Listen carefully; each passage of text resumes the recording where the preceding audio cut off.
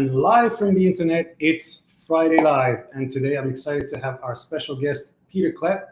Pieter has extensive experience in media. He's been working across a range of different channels, and he's also been very active in Open Europe. But now he's a founder and editor-in-chief of the Brussels Report.eu, which is a relative newcomer to the Brussels scene. And he's also one of the top EU influencer, very active on Twitter. So Pieter, welcome to the show. My first question to you is, does Brussels need another channel? We have Euractiv, we have Politico, we have so many other things. What are you bringing to the table? Sure, thank you for inviting me. So indeed, last year I started Brussels Report.eu because of two reasons. I think it's a nice contribution for the Brussels bubble, so to speak, to have something like an opinion magazine. So that's basically what it is. Now and then I write some news reports. That's only now and then. So I highlight opinions, also publish a ranking of members of European Parliament according to some criteria. So I think that's really something.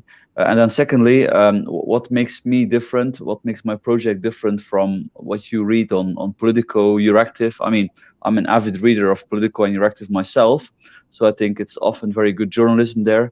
But I think the sort of perspective I want to offer is more in favor of subsidiarity, of decentralization, of free market policies.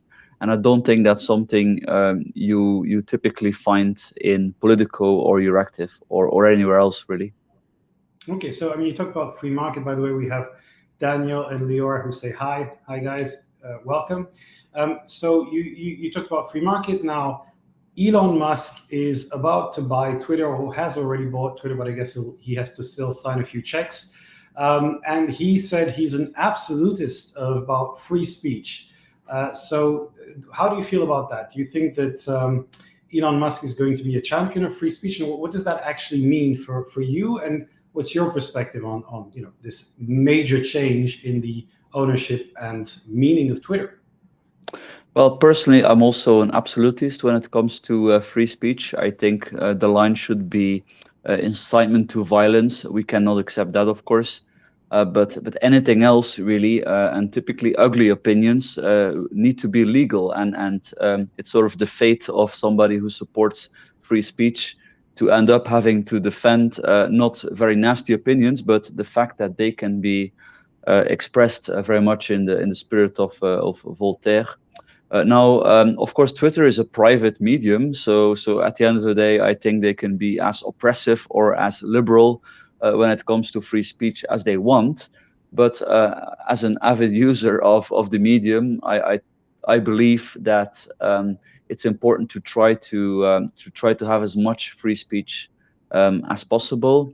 And I think typically that's that's problematic. I mean, the obvious example is Donald Trump being banned from Twitter, while the Taliban, while they were taking over Afghanistan, could freely tweet. So I think friend and foe will admit that it's a very difficult thing to do. I mean, I want to defend Twitter or social media in general a little bit. That I mean, there's things you cannot allow. If somebody accuses somebody else, for example, of having committed murder, cheap accusations without any basis, I can imagine that you need to draw the line somewhere. But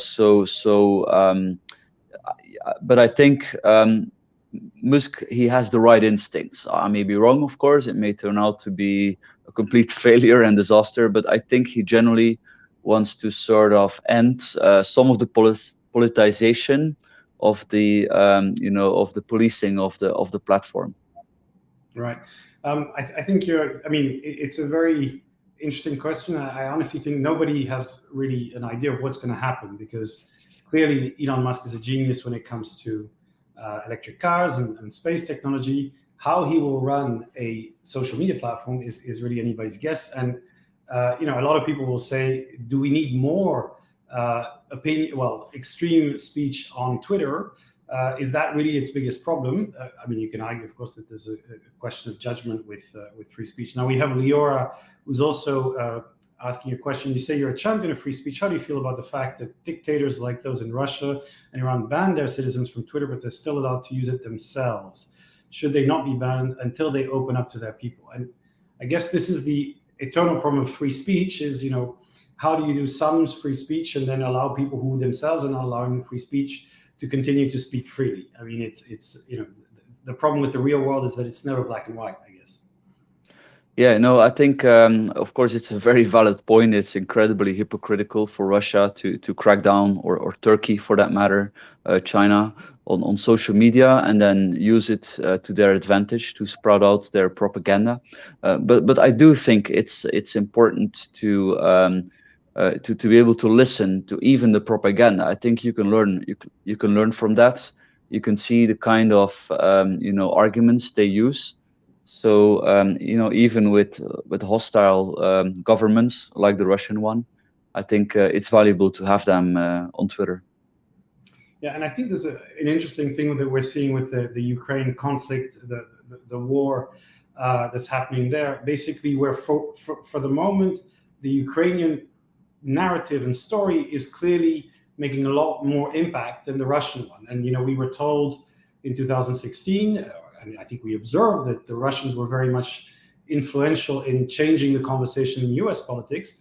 This time they seem to have completely failed to really affect the conversation around the war. They're completely, I think that they're massively losing the story, if not the war, I think, although it's hard to make out. So what is your feeling about the conversation? How much do you think we're getting an accurate picture? And why do you think the Russians are doing so badly at their social media communication when they had all these agents and these organizations in place before?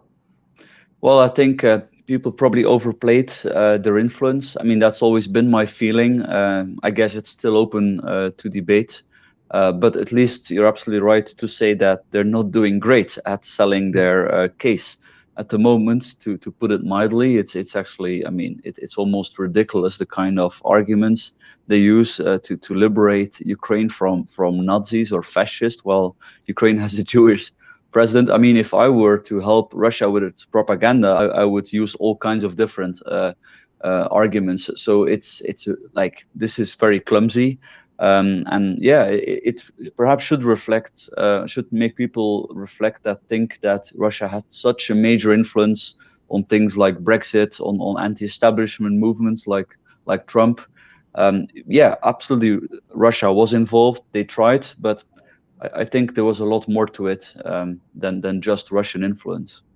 Yeah, I think they managed to amplify an existing situation. I don't think it's causation. Well, correlation is not causation. I think they were active. There's been a lot of evidence for that.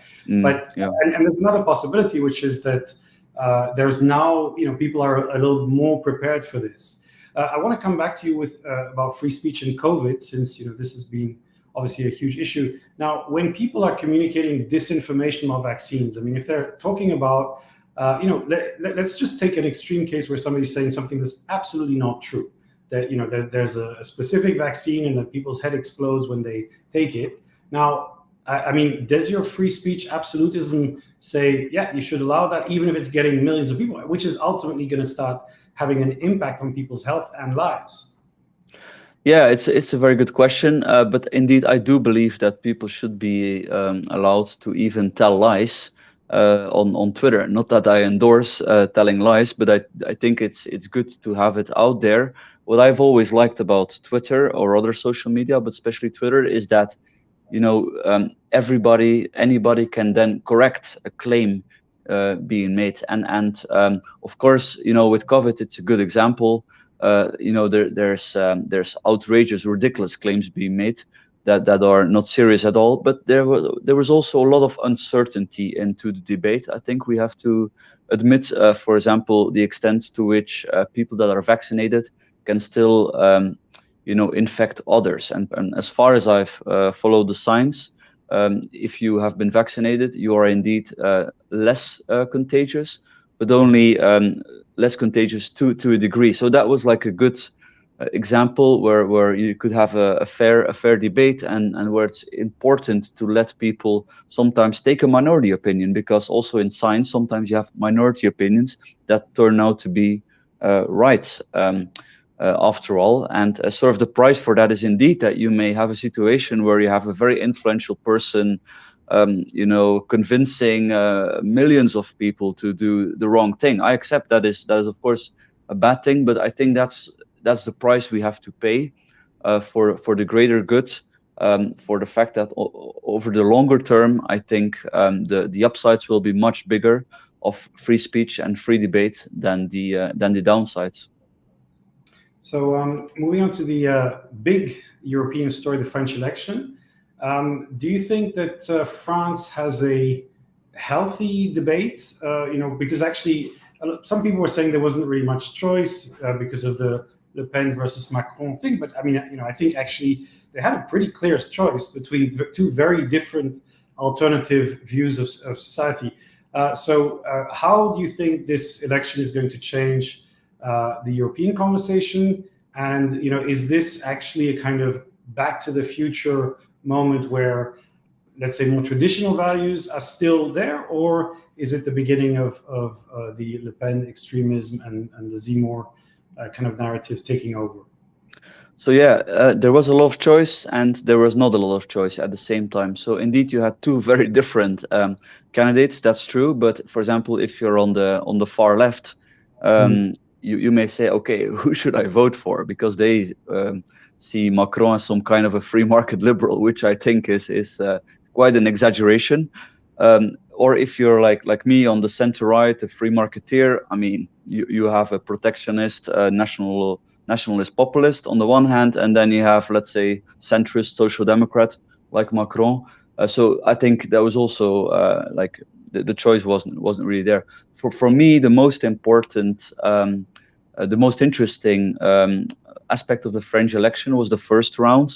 I looked into it a bit more profoundly, and I calculated that around 60% of French voters during that first round voted for either a left wing or right wing anti-establishment candidate, and that's up from 48%, if I remember well. So up quite a lot, I would say, and I think that's not healthy. I mean, it's good to have anti-establishment sentiment. It's always good to have an alternative, but I don't think it's a healthy situation that that's such a high percentage, 60% almost, of people in France vote for like forces that are really hostile to the current policies.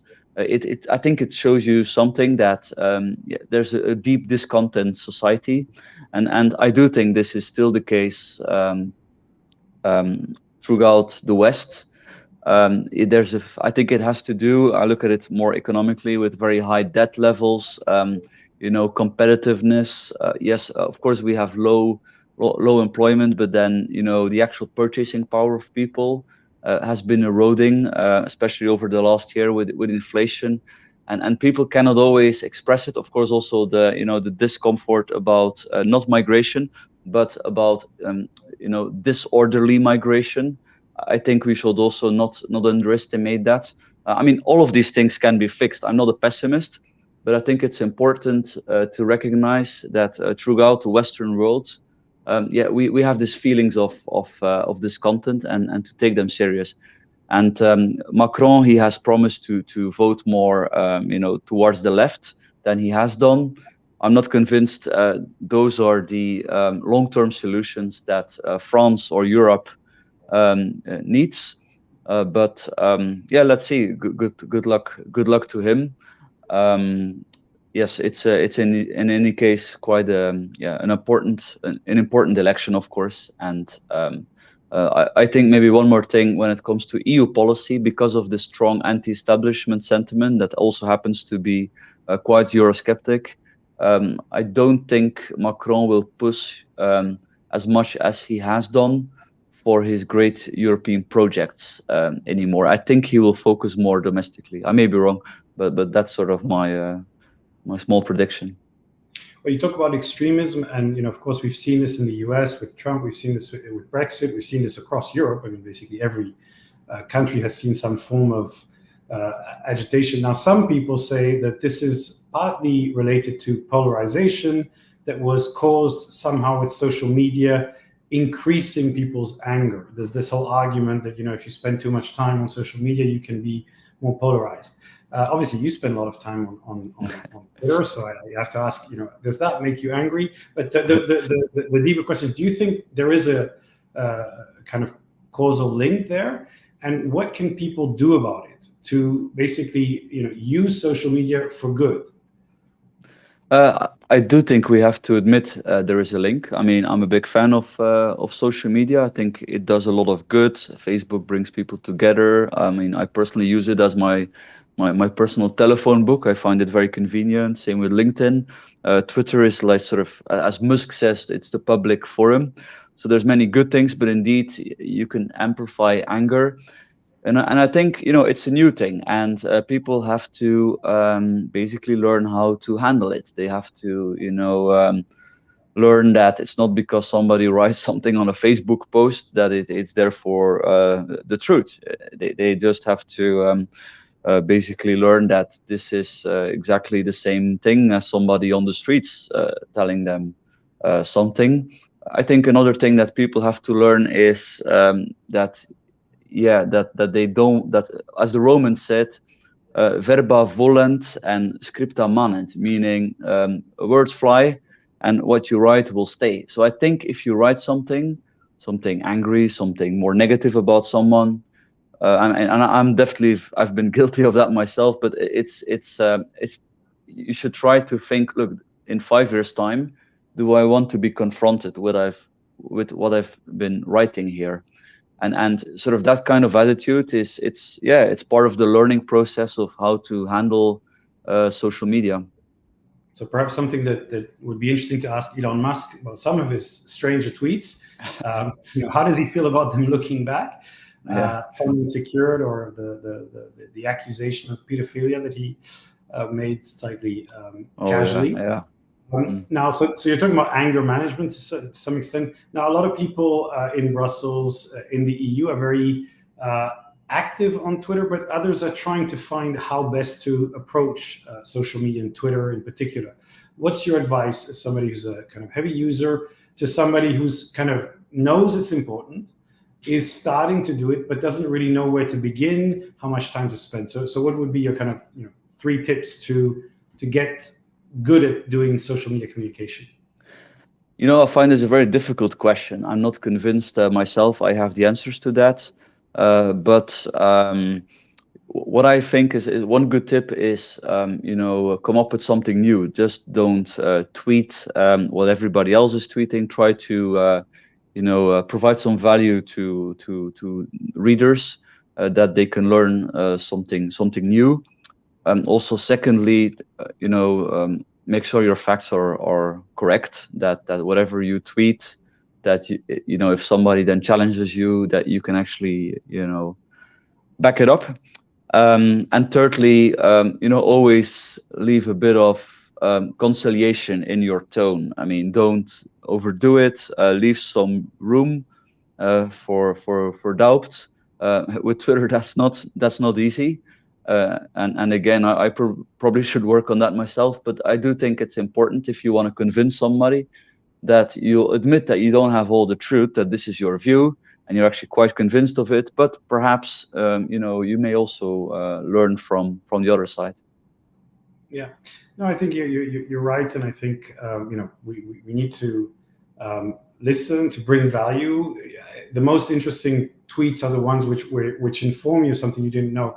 I don't find the angry tweets particularly interesting. I don't really find an urge to kind of get into a fight. But I think to me, the most important thing is actually to stay away from those things and to focus on where you learn something, where you can contribute positively to someone. So that's fantastic. Anyway, I want to thank you for your contribution. That's all we have time for today. Next week, I will be back in Brussels. I'm still in Mumbai right now. So thank you for joining us. Have a good weekend and see you online. Bye, all right, everyone. Thank you very much.